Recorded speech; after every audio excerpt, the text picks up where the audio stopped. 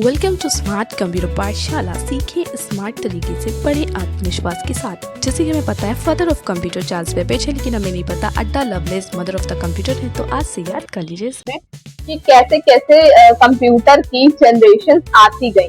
ठीक है, तो सबसे पहले जो फर्स्ट जनरेशन जो है कंप्यूटर की, उसमें क्या था? कंप्यूटर कौन से थे? इनैक था, ईडीवैक था, यूनिवैक था और IBM 701 था। ठीक है, यानी कि ये इस तरह के जो कंप्यूटर थे वो फर्स्ट जनरेशन में थे। ठीक है, फिर एयर ये 1945 से 56 तक के इसका समय था फर्स्ट जनरेशन का। स्विचिंग टेक्निक जो थी ये वैक्यूम ट्यूब्स थे। स्विचिंग टेक्निक में क्या था? वैक्यूम ट्यूब्स थे। तो अगर ये आपसे क्वेश्चन पूछा जाता है कि फर्स्ट जनरेशन में कौन सी स्विचिंग टेक्निक यूज की गई थी, तो आप क्या बोलोगे कि वैक्यूम ट्यूब यूज करे गए थे फर्स्ट जनरेशन ऑफ कंप्यूटर में। ठीक है, और अगर सेकेंड जनरेशन होगा तो transistor, third generation integrated circuit, fourth generation very large integrated circuit, है ना, और फिर फिफ्थ जनरेशन में आ जाएगा ultra large scale integrated circuit. तो धीरे धीरे से पढ़ेंगे, first generation, second generation, third, fourth, fifth तक के आराम से पढ़ेंगे। तो पहले फोर्थ जनरेशन समझेंगे, फिर सेकेंड, है ना, धीरे धीरे समझेंगे।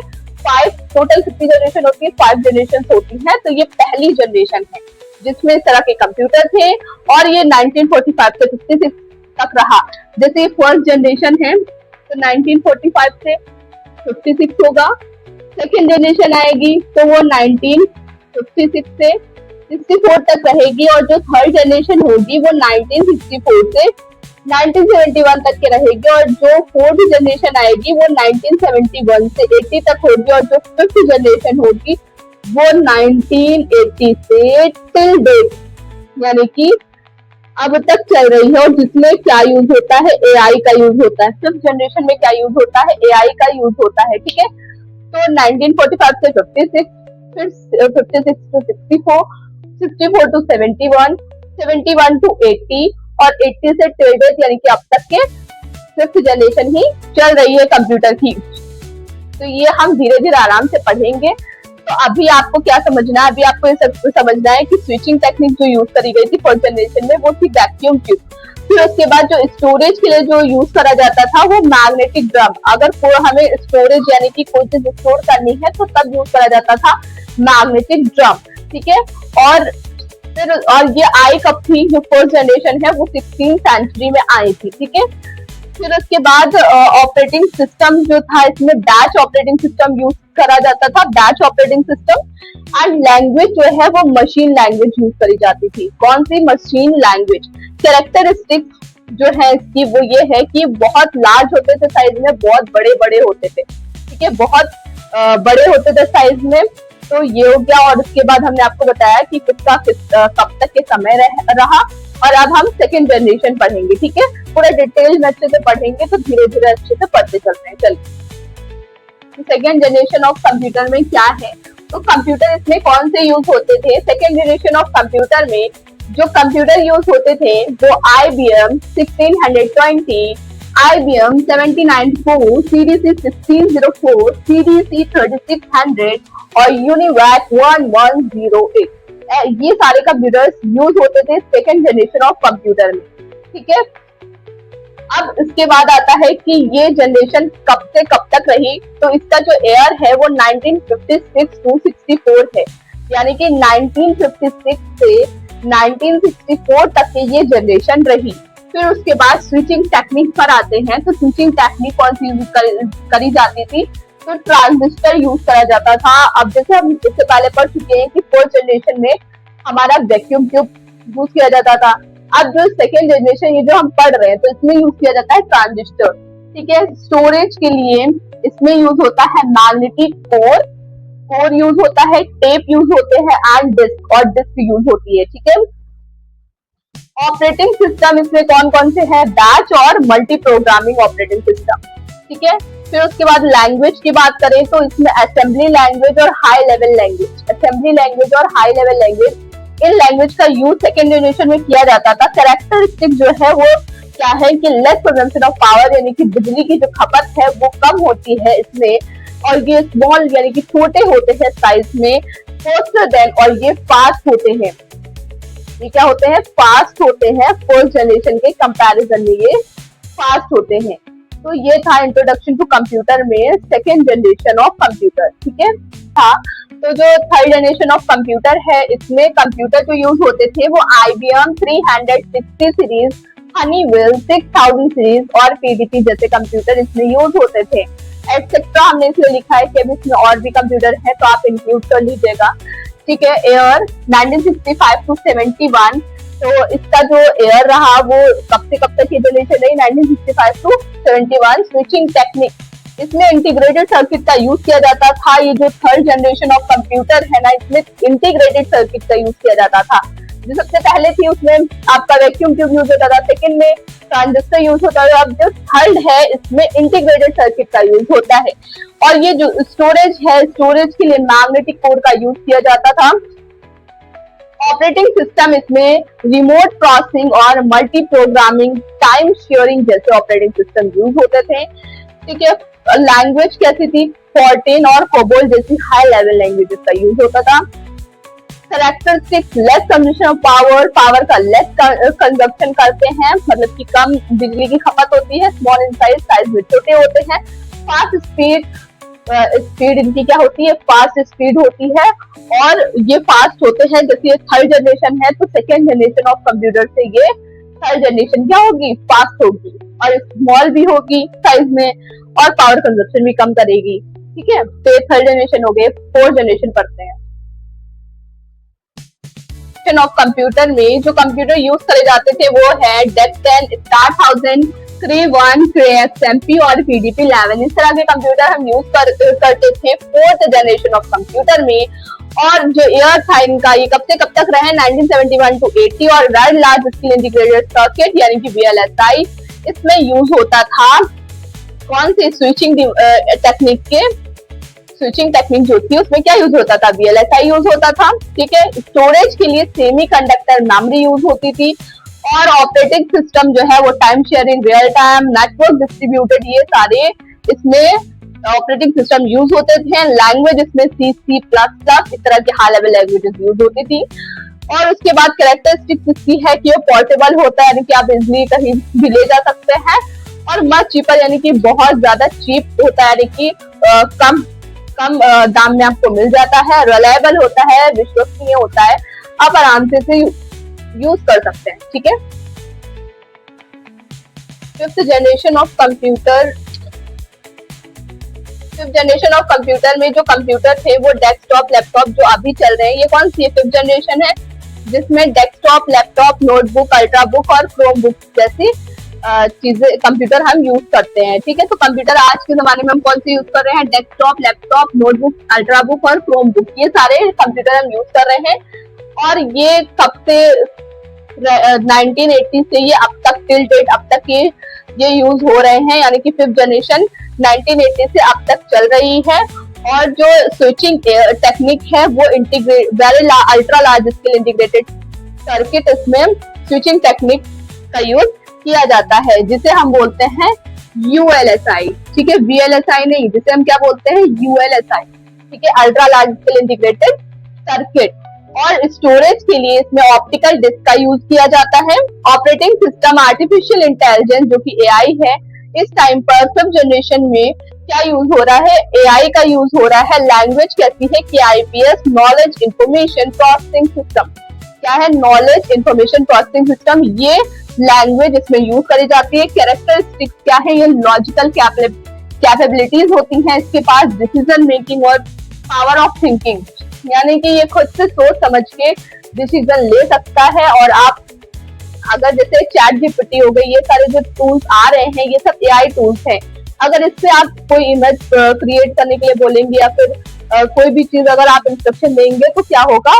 इसमें ये अपने आप से डिसीजन ले सकते हैं, थिंकिंग, सोच समझ सकते हैं और लॉजिकल कैपेबिलिटीज भी इनके पास होती है। ये सारी चीजें सोच समझ के अपने हिसाब से आपको वो चीज दे देंगे जो भी आपने बोला होगा कि ये इमेज चाहिए, तो वो चीज आपको, ये अपनी पावर ऑफ थिंकिंग एंड ये सारी चीजें डिसीजन मेकिंग से आपको सारी चीजें दे देंगे। तो फिफ्थ जनरेशन में सारी चीजें आती हैं, ठीक है।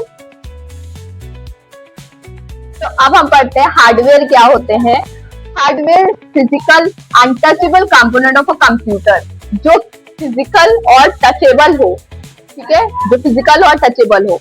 तो जैसे आप कीबोर्ड देते हैं, मदरबोर्ड है, ठीक है, मॉनिटर है, तो ये सारी चीजें क्या होती हैं, ये होता है हार्डवेयर, जिसे हम टच कर सकते हैं। मान लीजिए जैसे मेरे पास मार्कर है, तो इसे मैं टच कर सकती हूँ, है ना, हम इसे टच कर सकते हैं, इसे हम देख भी सकते हैं, इसे छू भी सकते हैं, तो उसे हम क्या कहेंगे, हार्डवेयर कहेंगे।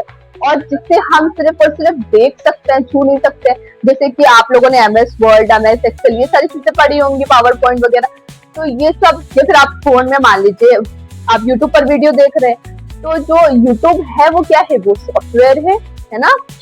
तो आप जैसे मान लीजिए आप मोबाइल फोन ले हैं ना, तो जो आप मोबाइल फोन से पढ़ाई कर रहे हैं, हाँ लैपटॉप से कर रहे हैं, तो वो क्या है, वो हार्डवेयर हो गया। आप उसे छू सकते हैं, देख भी सकते हैं, छू भी सकते हैं। लेकिन आप जिस एप्लीकेशन पे देख रहे हो, जिस ऐप पर देख रहे हो, यूट्यूब पर देख रहे हैं, तो वो क्या हो गया, वो क्या होगा, वो सॉफ्टवेयर होगा, ठीक है ना, वो सॉफ्टवेयर हो गया। तो फिजिकल और टचेबल कंपोनेंट जो होता है कंप्यूटर का, उसे हम बोलते हैं हार्डवेयर। अब एग्जांपल अगर देखिए हार्डवेयर की, तो क्या होता है, micro processor. Micro processor is the example of hardware. Micro processor हो गया, हार्ड डिस्क भी एग्जांपल है, ठीक है, फ्लॉपी डिस्क हो गई, मदरबोर्ड हो गया, ये सब किसका एग्जांपल है, हार्डवेयर का। ऑप्टिकल डिस्क हो गई, कीबोर्ड, माउस, प्रिंटर। तो कीबोर्ड आप जब कंप्यूटर चलाते हैं, सिस्टम पे आप जब बैठते हैं, तो आप क्या माउस से आप चला लेते हैं आराम से, है ना, माउस टच करके ही तो चलाते हैं। और कीबोर्ड, कीबोर्ड में भी आप लोग टाइपिंग करते हैं, ठीक है, कीबोर्ड टाइपिंग के लिए यूज करते हैं, या फिर आपको कोई भी डेटा, कुछ भी इंस्ट्रक्शन देना है, आप उसके लिए यूज करते हो कीबोर्ड का। तो ये सब क्या है। और हार्ड डिस्क, फ्लॉपी डिस्क, ये सब क्या है, पेन ड्राइव वगैरह, ये सारी चीजें क्या है, ये सब हार्डवेयर है, हम सब इसे छू सकते हैं। और प्रिंटर से प्रिंट करते हैं ना, जैसे हमें कोई भी चीज प्रिंट करवानी होती है, तो हम क्या करते हैं, प्रिंटर से तो प्रिंट करते हैं। तो ये सारी चीजें हम जो छू सकते हैं वो हार्डवेयर होता है, और जो छू नहीं सकते हैं, जो सिर्फ देख सकते हैं, वो सॉफ्टवेयर होता है। अब जैसे इनपुट डिवाइसेस होती हैं, तो उसमें क्या होता है, यूज टू गिव डेटा या फिर इंस्ट्रक्शन टू द कंप्यूटर। जो हम डेटा या इंस्ट्रक्शन कंप्यूटर को देते हैं, तो हम कैसे देते हैं, माउस किया तो माउस के थ्रू देंगे, या फिर क्या कीबोर्ड के थ्रू टाइप करके देंगे।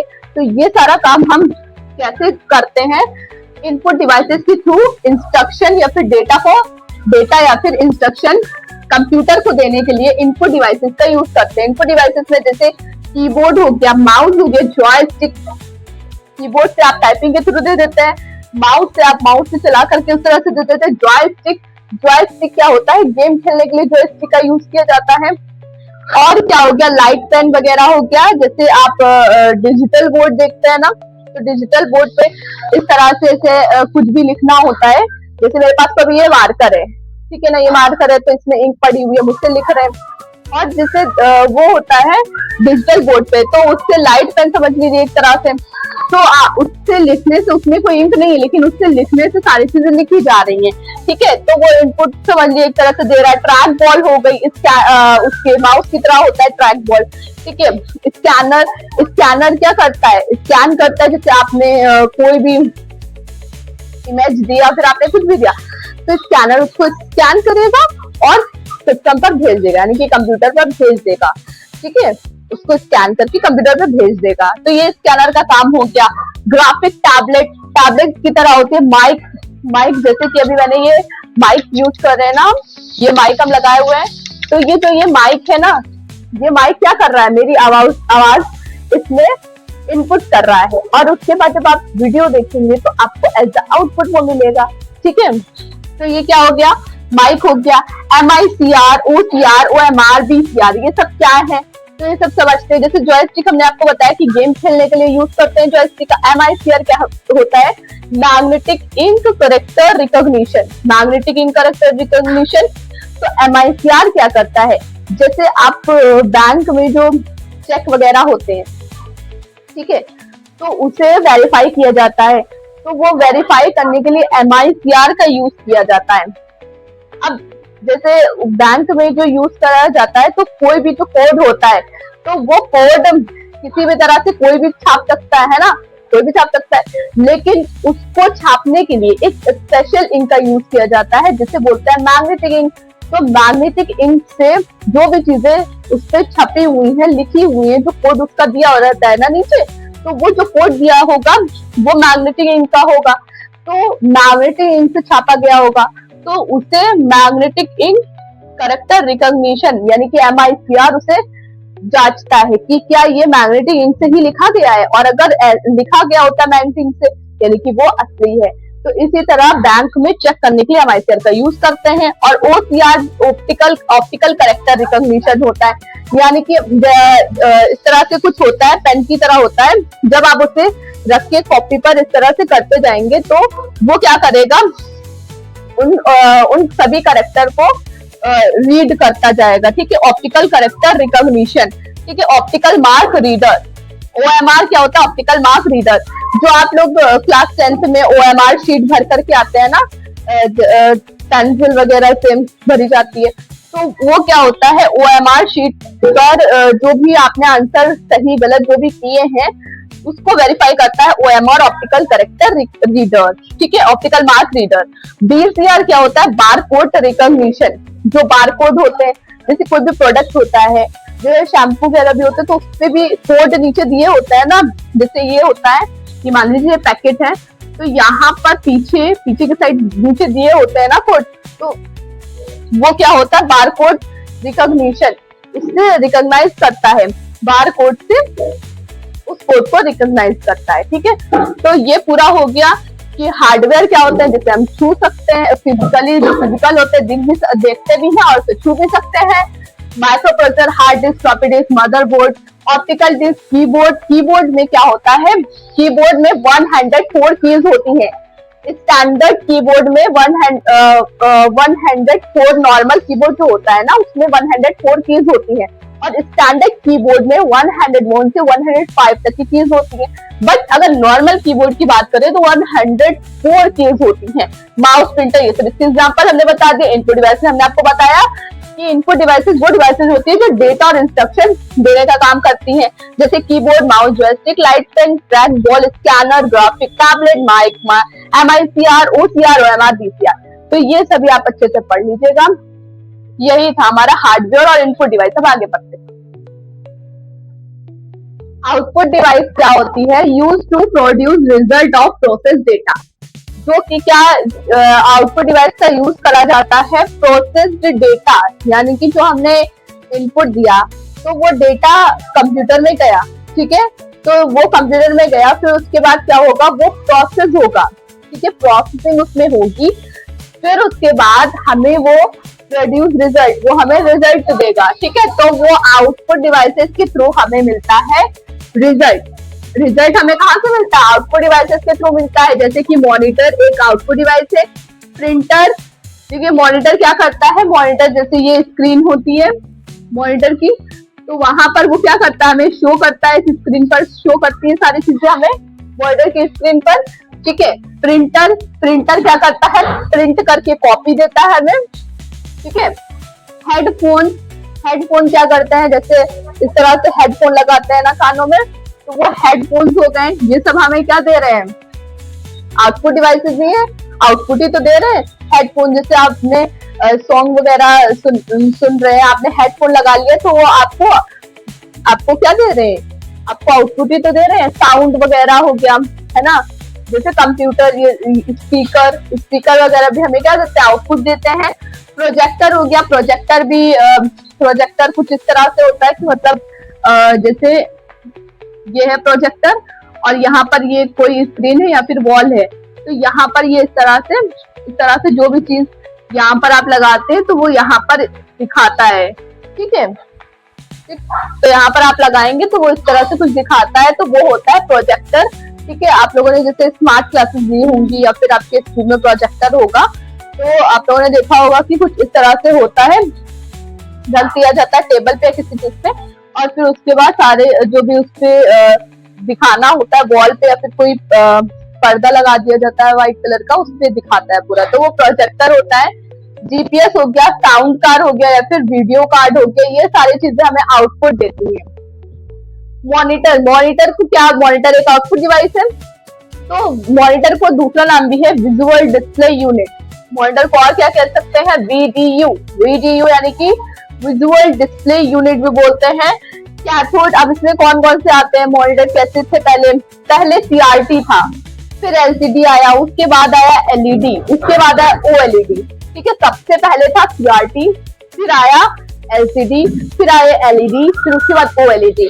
ठीक है, पहले कैथोड रे ट्यूब सीआरटी का यूज होता था, जो कि बिल्कुल कैसे दिखते थे, मतलब पुराने जैसे टीवी होते थे, तो वही सीआरटी थे समझ लीजिए एक तरह से। तो वो जो टीवी थे वो सीआरटी, पहले सीआरटी के तरीके से आते थे टीवी। आपने अभी भी देखा होगा कहीं कहीं पर कि जो फ्लैट नहीं होते हैं टीवी, ठीक है, पीछे से उनका कुछ इस तरह से, जैसे ये होता है, जैसे मान लीजिए ये होता है टीवी का, तो यहाँ पर से वो ऐसे ऐसे ऐसे उनका वो पीछे पीछे मतलब कि ऐसे रहता है, तो मतलब कुछ इस तरह से रहता है, तो वो क्या होता है, सीआरटी होता है। और फिर एलसीडी थोड़े से थिन फॉर्म में आए, और एलईडी लाइट इमिटिंग डायोड और organic light emitting diode.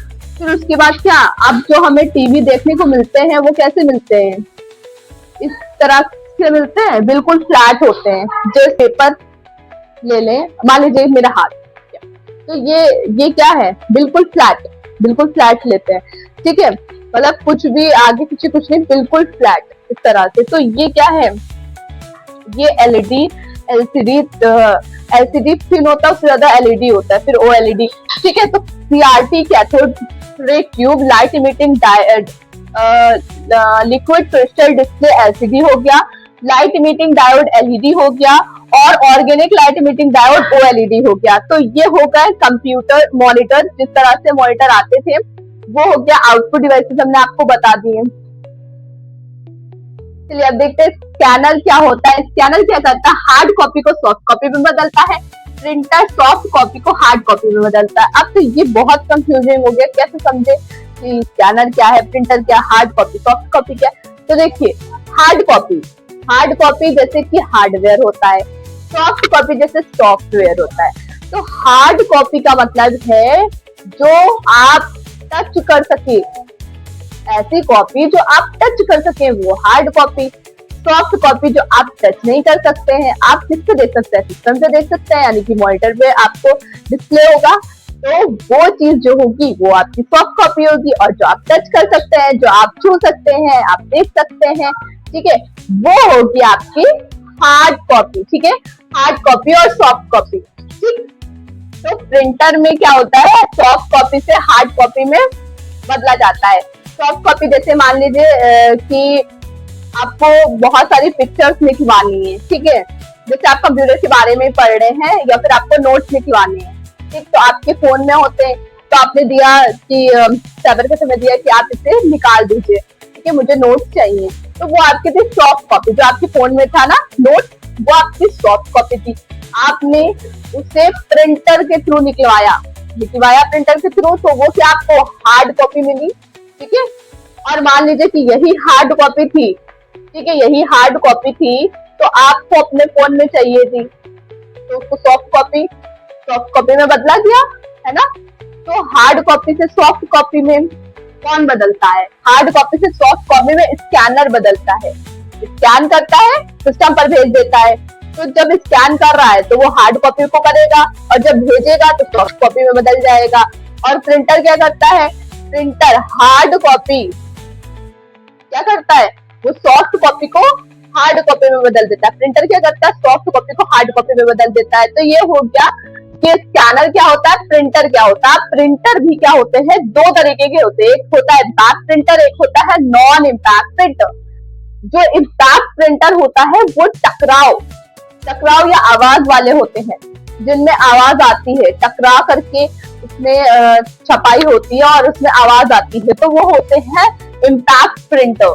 Non impact printer क्या होते हैं, जो बिना आवाज या बिना शोर के होते हैं, जो आवाज नहीं करते हैं, वो साइलेंटली काम करते हैं, उन्हें कहते हैं नॉन इम्पैक्ट प्रिंटर। और जो आवाज करते हैं वो इम्पैक्ट प्रिंटर होते हैं। तो अगर आपको पता करने हो कि इम्पैक्ट प्रिंटर कौन सा है, नॉन इम्पैक्ट कौन सा है, तो अगर ठीक है, जैसे आप प्रिंट करवाने गए दुकान पे तो वहां पर आवाज आ रही है तो आप समझ जाएंगे कि इम्पैक्ट प्रिंटर है, ठीक है। और आवाज नहीं कर रहा है, बिल्कुल साइलेंटली वो काम कर रहा है, इसका मतलब है वो नॉन इम्पैक्ट प्रिंटर है, ठीक है। तो इम्पैक्ट प्रिंटर में डॉट मैट्रिक्स प्रिंटर आ जाता है, डेजी व्हील प्रिंटर आता है, लाइन प्रिंटर आता है, ड्रम प्रिंटर आता है, ठीक है।